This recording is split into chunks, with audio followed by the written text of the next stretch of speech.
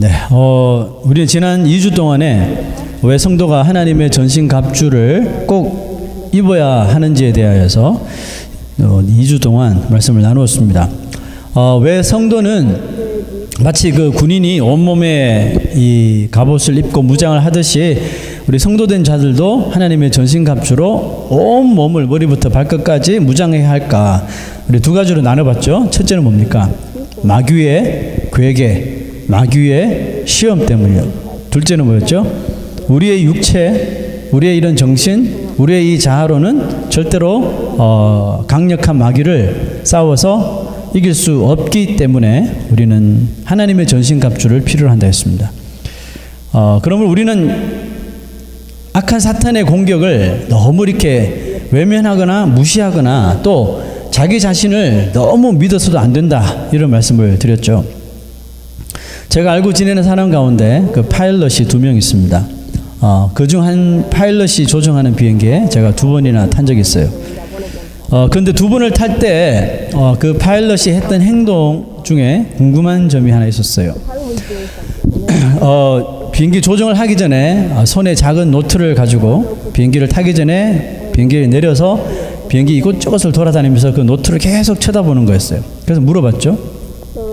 저번에도 그렇고 이번에도 뭘 자꾸 보는데 그게 도대체 뭔가 물어봤더니 그 친구가 설명하는 말을 듣고 솔직히 이 파일럿들을 새롭게 보게 되는 관점이 생겼어요. 그 작은 노트는 뭐냐 하면 그 파일럿들이 비행을 하기 전에 항상 모든 비행기의 모든 부분을 꼼꼼하게 체크해야 되는 그 체크리스트였어요. 그러니까 비행을 오래 했던 전문가든지 아니면 처음 이제 비행기를 배우는 초보자든지 상관없이 그 사람이 비행기를 운전하는 파일럿이라면 절대로 빠뜨려서는 안 되는, 그 비행을 하기 전에 절대로 건너뛰어서는 안 되는 이런 의식과도 같은 것이라고 했어요. 궁금해서 그게 뭔지 잠깐 보여달라고 했어요. 봤는데 정말 너무 많아요. 비행기가 크면 클수록 더 많겠죠. 작은 경비행기를 탔었는데도 막 여러 가지, 이걸 다 시간이 아무리 걸리더라도 이걸 다 꼼꼼하게 다 체크하는 거예요. 파일럿들은 그렇게 수없이 많은 기능들을 정말 하나하나 비행하기 전에 다 살펴보는 것이죠. 그래서 제가 물어봤어요. 언제까지 이런 체크업을 계속 해야 합니까? 물어봤더니 그 친구 말은 그래요. 자신이 비행기 조정을 그만하는 날까지, 더 이상 비행기 조정을 안 하는 날까지 한대요. 그 말 들으니까 그 사람이 좀 달라 보이더라고요. 파일럿들이 왜 그렇게 꼼꼼하게 그런 비행하기 전에 기계들을 다 체크할까요? 이유는 딱 한 가지죠. 거기에 자신과 또 이런 패신저들의 생명이 달려있기 때문에 그렇습니다. 그래서 책임감 있는 파일럿이라면 절대로 이 절차를 지나칠 수 없는 거죠. 아무리 지겨워도 책임감을 가지고 A to G까지 매일매일 탈 때마다 체크하는 거죠. 만약 파일럿이 자신의 이런 경력, 자기 자신의 비행 실력만 믿고, 조종 실력만 믿고 비행기 체크하는 것을 귀찮아서 그냥 그만둔다면 아마 적어도 그 사람의 비행기는 어느 날 추락할 가능성이 아주 클 수가 있겠죠. 신약 성경에 신랑을 기다리는 10명의 신부 이야기가 있습니다. 10명 모두 다 등불에 불을 환히 켜놓고 신랑을 기다리죠. 기다려도 이 신랑이 오지 않습니다. 그래서 그중 5명의 신부는 불이 꺼지려고 하니까 가서 더 많은 양의 오일을 사가져와서 준비를 하고 있죠. 그리고 신랑을 기다려요. 하지만 다른 5 신부는 무슨 생각을 했는지 그냥 현재 자기 등불 안에 있는 이 기름만 가지고 신랑을 기다립니다. 이런 생각 하지 않았을까요? 이 정도 기름이면 기름이 다 떨어지기 전에 신랑이 오겠지, 이런 생각을 했던 것 같아요. 우리 아시다시피 10명의 신부는 그들이 기다리는데도 불구하고 신랑이 오지 않죠. 그래서 피곤에 지쳐서 모두 잠에 빠지게 됩니다. 근데 갑자기 신랑이 이제 왔다는 소리가 들리죠. 황급하게 일어난 10명의 신부들, 기름을 더 준비한 신부들은 불을 켜는데 아무런 문제가 없었죠. 그래서 신랑을 맞이하고 혼인잔치에 들어가죠. 그러나 기름이 다 떨어진 신부들은 불을 켜지 못해서, 신랑을 맞이하지 못해서 그 기름 있는 사람들 신부한테 막 빌리려고 했지만 우리도 부족하니 가서 사오는 게 낫겠다, 사러 가는 사이에 혼인잔치 문은 닫혀버리죠. 성경은 이 비유에서 10명의 신부를 나눕니다. 지혜로운 5명의 신부와 어리석은 5명의 신부. 성경에 이렇게 나누는 게 많아요. 양과 염소를 나누고 또 이 쭉정이와 또 알곡을 나누고. 그 미닝은 아시죠? 자, 여러분 이 비유에서 신랑은 누굴까요? 신랑은 예수님이고 신부는 바로 우리 성도들을 가리키죠. 신랑 대신 예수님이 분명히 다시 오실 텐데요. 이 비유처럼 다시 올 텐데 여기서 준비 안 된 성도들은 신랑 대신 예수님을 맞이할 수 없다는 거죠. 여러분 이것을 그냥 비유로 받지 마시고요. 현실로 받으셔야 돼요.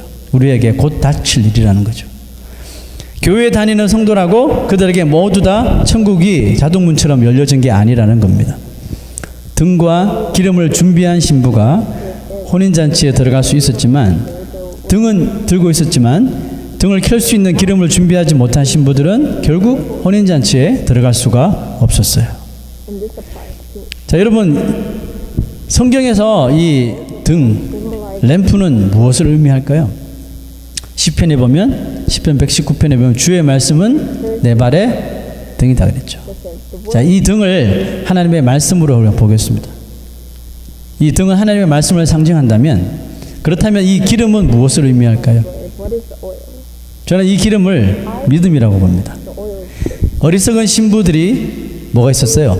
등이 있었죠. 등은 있었지만 뭐가 없었어요? 기름이 없었어요. 성경을 아는 것하고요, 그 성경을 의심 없이 믿는 것과는 전혀 다른 이야기입니다. 등과 기름을 다 가졌다는 것은 성경을 하나님의 말씀을 알 뿐만 아니라 그것을 온 마음을 다해서 믿는다는 증거죠. 믿는 사람은 어떻게 해요? 하나님의 말씀대로 행동하려고 하는 사람이겠죠. 또 행동을 하는 사람이죠. 그래서 지혜로운 5 신부는 믿음의 기름을 충분히 가지고 신랑을 기다렸던 겁니다. 자, 여러분 이 시대 그리스도인들 가운데 지혜로운 신부가 많을까요? 어리석은 신부가 많을까요? 제 개인적으로는 지혜로운 신부가 많기를 원하지만 현실적으로는 어리석은 신부 같은 성도들이 더 많다고 생각합니다.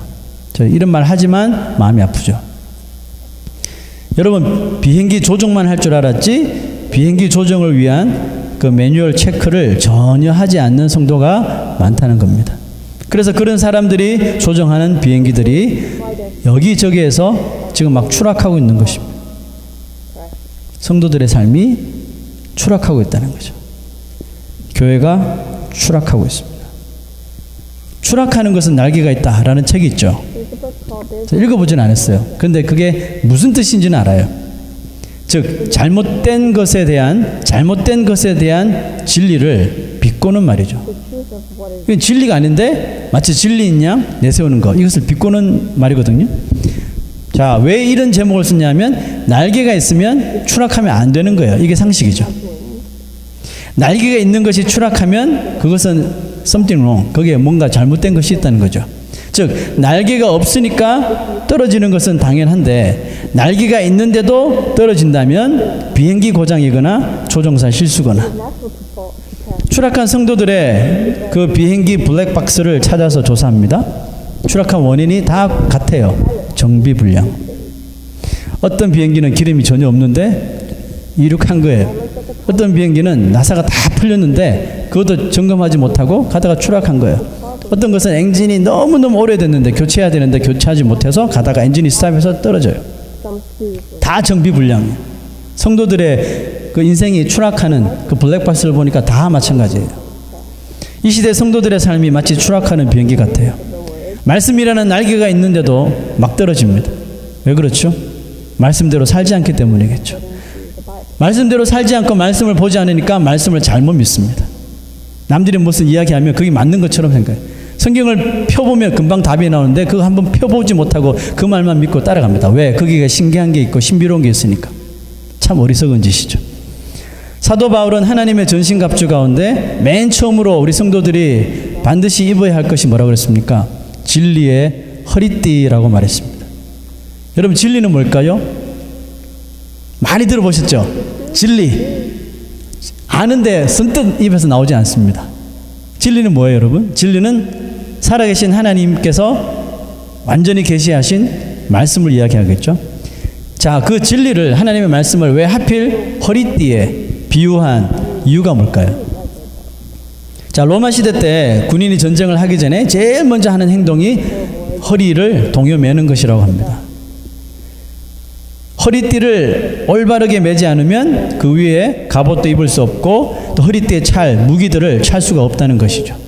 그래서 제일 먼저 전쟁에 나가는 군인이 하는 일은 이렇게 너풀너풀한 옷에, 옛날에 나 옷이 너풀너풀 치마처럼 너풀했잖아요. 바닥까지 끌리는 그거를 딱 허리로 동여매는 거죠. 성경 곳곳에도 이 허리를 동이라는 말씀이 나옵니다. 베드로전서 1장 13절 보면 너희의 마음의 허리를 동이라, 이런 말씀이 있어요. 여러분, 마음의 허리를 동이라는 의미는 영적으로 허리에 있는 끈을 바짝 조여매라는 뜻이겠죠. 너희 신앙을 바짝 조여매라는 뜻이겠죠. 선지자 엘리야는 그 아합 왕의 마차를 쫓아가기 위해서 제일 먼저 뭘 했나요? 마찬가지로 치렁치렁한 옷을 허리를 딱 동여매고 달리죠. 그래서 마차보다 더 빨리 달립니다. 이 이스라엘 백성들이 이집트 애굽을 나오기 전에 하나님은 유월절을 제정하시죠.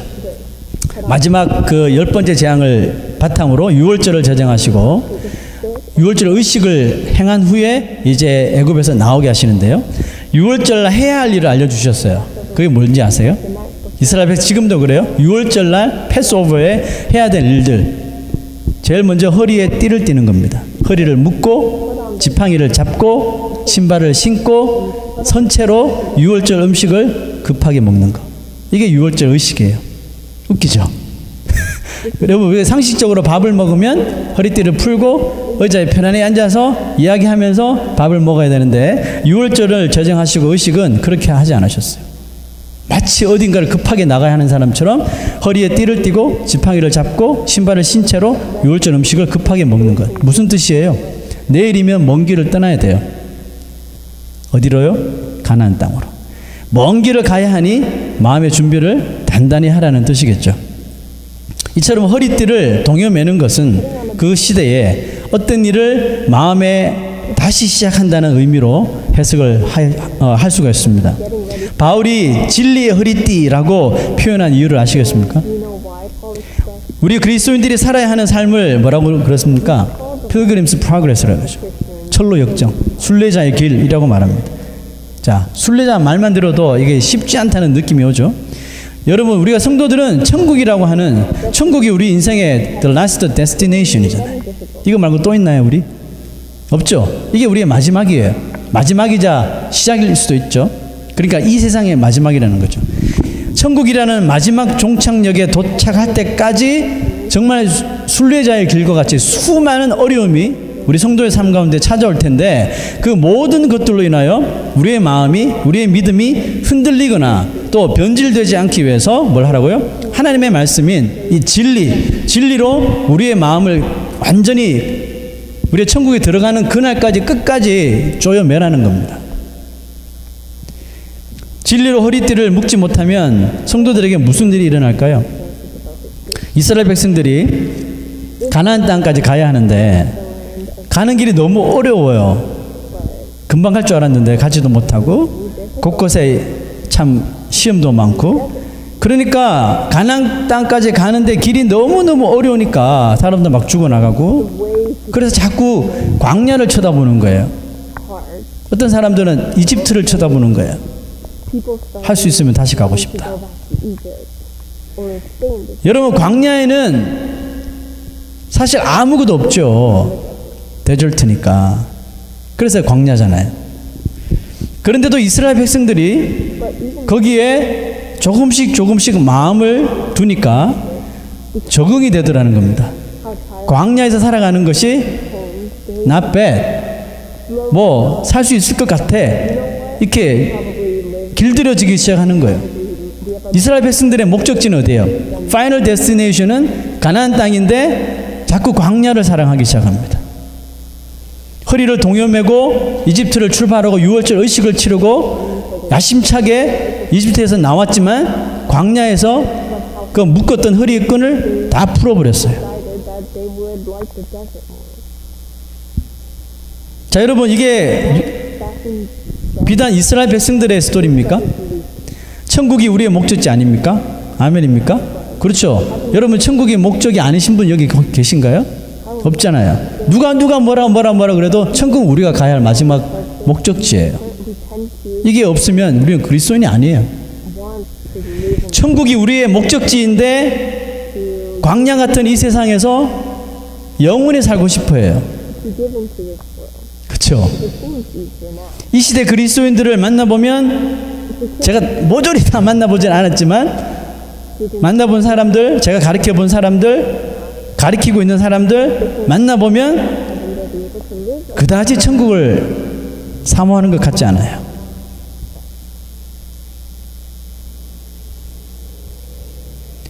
마치 천국 안 가도 전혀 상관없는 것처럼 살아가는 모습을 볼 수가 있습니다. 분명히 성경은 예수님이 thief, 도둑처럼 내가 임할 것이라고 했거든요. 그런데도 자기에게는 아직 시간이 있다고 생각하는 것 같아요. 굳이 천국까지 안 와도 이 세상에서 잘 먹고 잘 사는 것을 더 원하는 것처럼 보여요. 제가 왜 그런 생각을 가지게 되었을까요? 그리스도인들이 진리 안에 살아가지 않는 모습을 너무 많이 보기 때문에 그렇습니다. 여러분, 진리는 참된 것이죠. 참된 것은 아닌데도 진리라고 말하는 사람은 없잖아요. 그러므로 진리는 몇 개예요? 하나잖아요. 진리는 하나예요. 우리는 그렇게 믿고 있는데 마귀는 이 세상을 이용해서 진리가 여기도 있고 저기도 있고 여러 곳에 진리가 다 있다고 말해요. 참 진리이신 말씀만 믿던 사람도 어느샌가 광야에 정신이 팔려서 광야에서도 살 수 있을 것 같아. 우리의 진리는 저긴데, 우리의 목적지는 저긴데, 가나안 땅인데 광야가 살만한 것 같은 거예요. 자, 어느샌가 이것이 미혹이 되어서 자꾸 이 거짓 진리, 광야의 진리를 따라 살려고 해요. 돈이 진리인 줄 알아요. 돈만 있으면 잘 산다고 생각해요. 그 잘 사는 게 아니죠. 돈이 많은 거죠. 돈이 많은 것하고 잘 사는 건 틀리잖아요. 예수 믿어야지 잘 사는 건데. 돈이 진리인 줄 알아요. 그렇게 살아요. 명예가 진리인 줄 알죠? 학력이 진리인 줄 알아요. 그냥 편안하게 쾌락을 누리면서 즐겁게 사는 것이 진리인 줄 알아요. 많은 사람들이 그렇게 살잖아요.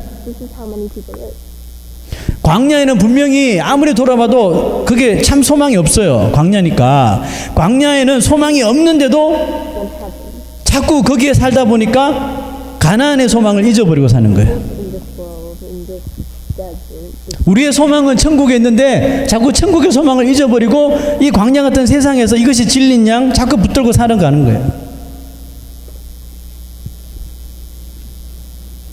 진리는 하나님의 말씀이라고 했죠. 그렇다면 진리신 성경이 말하는 진리는 뭘까요? 성경이 말하는 진리는 뭘까요? 성경이 말하는 진리는 하나님이 한 분이시라는 거죠. 유일하신 하나님. 그리고 그 하나님은 택하신 하나님의 자녀들, 백성들을 어떻게 해요? 사랑하시되 끝까지 사랑하신다는 것이 진리죠. 여러분 그거 믿으십니까? 하나님이 여러분을 끝까지 사랑하신다는 거 믿으세요? 그게 진리예요. 유일하신 하나님이 여러분과 저를 너무 사랑하신다는 그 불변의 법칙, 그 진리로 우리가 매일같이 우리의 삶을 시작할 때 하나님은 사랑이시고 누구를 사랑하시는 것이 아니라 나를 사랑하셔. 그 마음으로 우리의 허리를 쫙 동여맨다면, 그 말은 우리 하루를 시작한다면, 우리의 삶을 산다면 우리의 삶이 지금처럼 이렇게 살까요? 저 우리의 삶이 변화될 거라고 믿습니다. 뭐 여러 말 할 필요 없이 찬송가, 찬양 가사 보면 정말 쉽게 잘 표현하고 있는데요. 주만 바라볼지라 라고 하는 찬송 아시죠? 한번 보여주십시오. 하나님의 사랑을 사모하는 자, 하나님의 평안을 바라보는 자, 하나님께서 나를 사랑하시고 나에게 평안 주신 하나님이시다. 이것을 믿는 자라는 거죠. 너의 모든 것 창조하신 우리 주님이 너를 얼마나 사랑하시는지.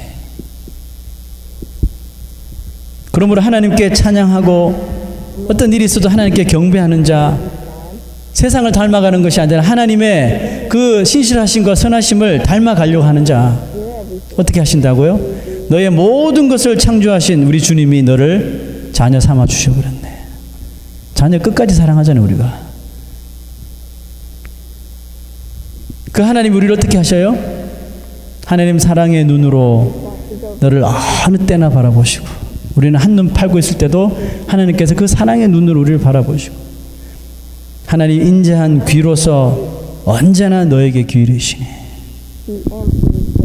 우리가 어두운 길을 행할 때 말씀의 밝은 빛을 비춰주셔서 넘어지지 않게 하시고, 우리가 힘들 때 작은 신음소리를 내더라도 그 소리에 민감하게 반응해 주시고 우리 삶에 개입해 주시는 그 하나님. 우리가 잠을 자다가도 자녀들이 아파서 끙끙거리면 금방 깨잖아요. 남편들은 잘 못 깨더라도 엄마들은 금방 깨잖아요. 깨서 열책하고 막 하잖아요. 하나님도 우리가 조금만 아프다고 힘들다고 신음소리 내면 그게 그렇게 반응하신다고요. 그러므로 어떻게 돼야 돼요? 너는 어느 곳에 있든지 주를 향하고 Fix your eyes on the Lord. 주만 바라볼지라. 여러분, 우리가 우리를 어떤 상황에서도 사랑하시고 우리를 지켜주시겠다고 약속하시는 그 하나님만을 정말 날마다 바라볼 수 있다면 우리는 하나님께만 집중하는 인생을 살아갈 수가 있습니다. 악한 마귀는 하나님을 향한 우리의 그 집중력을 자꾸 흐트러뜨리는 거죠.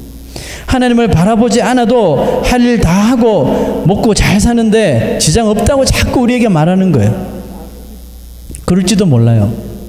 우리가 날마다 하나님 의지하고 하나님 바라보지 않더라도 일할 거 일 다 하고 먹을 거 다 먹고 살잖아요. 그럴지도 몰라요. 그러나 나중에 분명히 깨닫게 될 날이 와요. 자신이 그때 마귀에게 조정을 당했다는 사실을 깨닫게 되는 날이 옵니다. 그런데 그 사실을 깨달았을 즈음에 더 이상 우리의 마음을 바꿀 기회가 없어진 후일지도 몰라요. 5명의 어리석은 신부가 기름이 다 떨어졌다는 것을 알고 급하게 기름을 준비하지만 이미 혼인잔치 문은 닫혀버렸잖아요. 여러분, 진리는 절대로 변하지 않습니다. 그러므로 진리신 말씀도 정말 수천 년이 지났지만 지금까지도 점 하나 변하지 않는 거라고요. 이사야서 40장 8절 보세요. 풀은 마르고 꽃은 시드나 하나님의 말씀은 영원히 서리라. 말씀이 변하면 그때부터 더 이상 진리가 아닌 것입니다. 그래서 성경이 하나님의 살아계신 말씀인 거예요. 변하지 않는. 진리신 말씀이 변하지 않는 것처럼 그 진리를 주신 하나님 또한 절대로 변하는 분이 아니셔요. 마찬가지로 하나님이 만약에 정말 이 세상처럼 이렇게 날마다 변하신다면, 어제 이랬고 오늘 이랬다가 막 변하신다면 더 이상 우리는 그 하나님을 우리의 창조주로 믿지 않을 것입니다. 믿을 수가 없는 것이죠. 민수기 23장 19절 봅시다.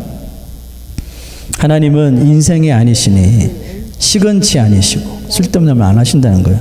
인자가 아니시니 후회가 없으시고 절대로 하신 일 후회하지 않으셔요. 어찌 그 말씀하신 바를 행치 않으시며 하신 말씀을 실행치 아니시랴. 하나님께서 약속하시고 지금까지 실행 안 하신 거 있어요? 여러분, 한국 속담에 뭐로 가도 어디만 가면 된다? 뭐로 가도 고급 때는 언제 오래돼서 잘 모르시죠? 뭐로 가도 서울만 가면 된다, 이런 말이 있잖아요. 이 말이 여러분 좋은 말이에요, 나쁜 말이에요? 자, 여러분, 이 말은 그 프로세스, 과정이 어떻게 됐든지 간에 consequence, 결과만 좋으면 된다는 의미잖아요.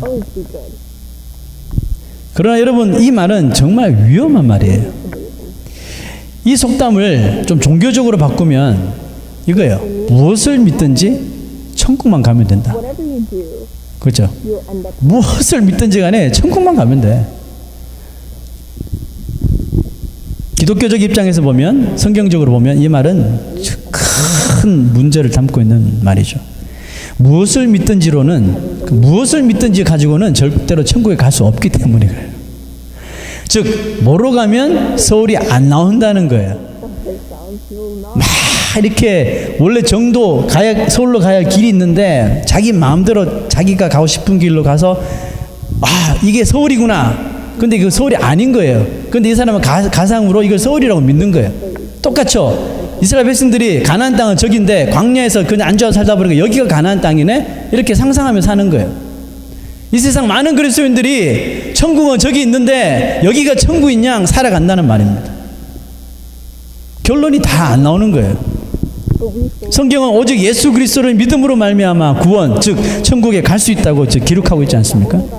사도행전 4장 12절 봅시다.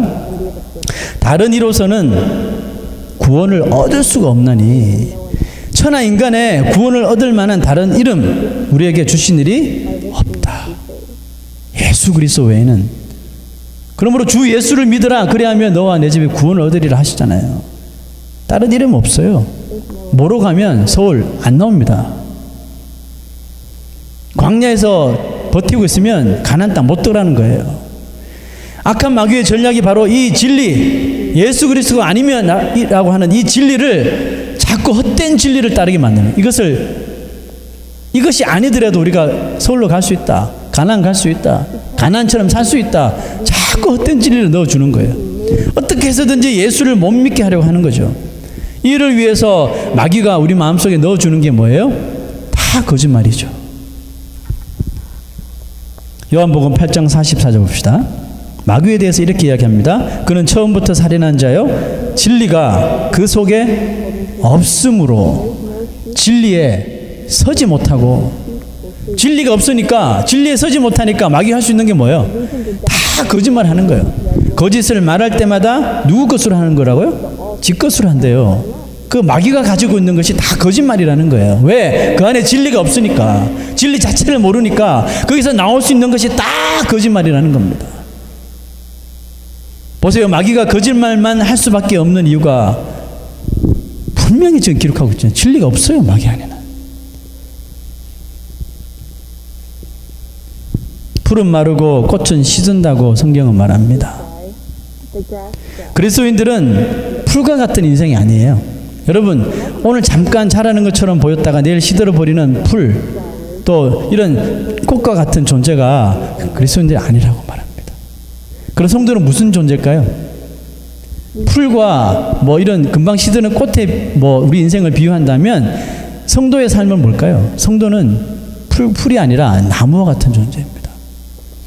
비록 풀과 같이 빠르게 자라지는 않더라도 풀은 금방 자라잖아요. 잡초들 보세요. 하루아침에 쑥쑥 자라잖아요. 그렇지만 금방 또 시들어 버리잖아요. 풀과 같이 빠르게 자라지는 않더라도 눈에 보이지 않을 정도로 아주 조금씩 자라지만 우리는 나무의 인생을 살아야 돼요. 나무와 같은 존재라는 거예요. 풀은 바람 불면 이리저리 흔들리고 뽑히기도 하지만 나무는 뿌리만 든든히 세워져 있으면, 내리고 있으면 나무는 웬만한 바람에 쓰러지지 않습니다. 곱게 자라죠. 풀들은 막 너풀 되지만 나무는 곱게 자라잖아요. 그리고 풀과 나무가 다른 점이 뭐예요?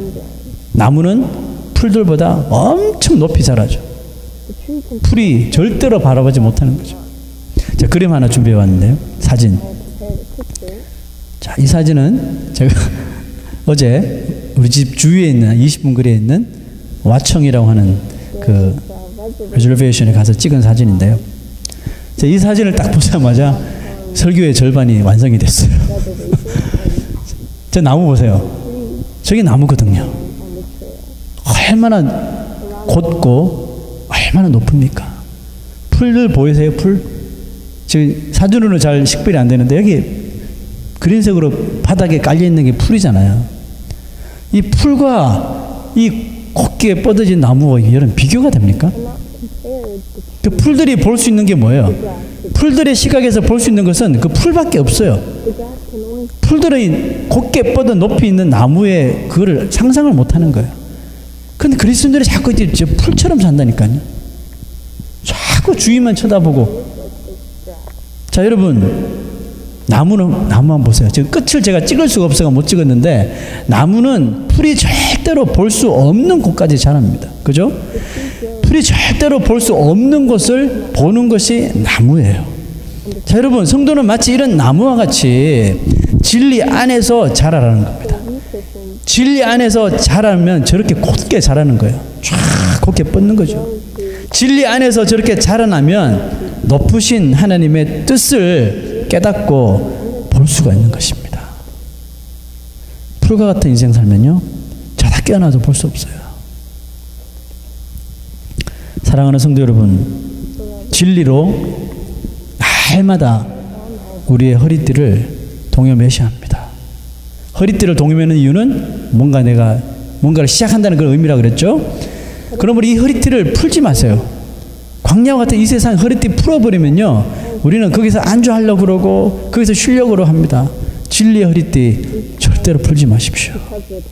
무엇을 하든지 진리 안에서, 어떤 일을 감당하든지 진리 위에서 우리가 감당해야 할 줄로 믿습니다.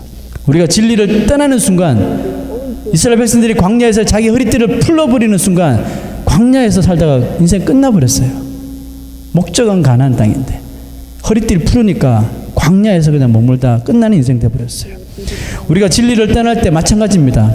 우리의 삶은 마귀가 조종하는 그 조종에 다 우리가 걸려들게 될 거예요. 진리를 풀지 마십시오. 진리로 허리를 더 동여매십시오. 천국 들어가는 그 순간까지 진리의 허리띠 풀지 마십시오. 진리의 말씀으로 하루하루 무장할 수 있는 저희들 되시기를 주의 이름으로 축원합니다. 우리가 그렇게 무장할 때 마귀의 거짓말이, 저게 다 거짓말이었네, 저게 다 우리를 속이는 것이었는데 만천하에 다 드러나게 될 것입니다. 기도하겠습니다.